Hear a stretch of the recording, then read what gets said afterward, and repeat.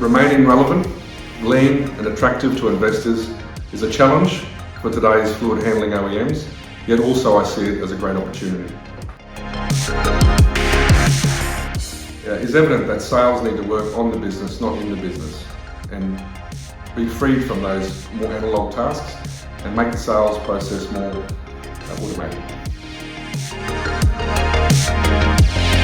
Today, end users, key accounts, purchasing departments and distributors alike voice a customer is they all prefer more autonomy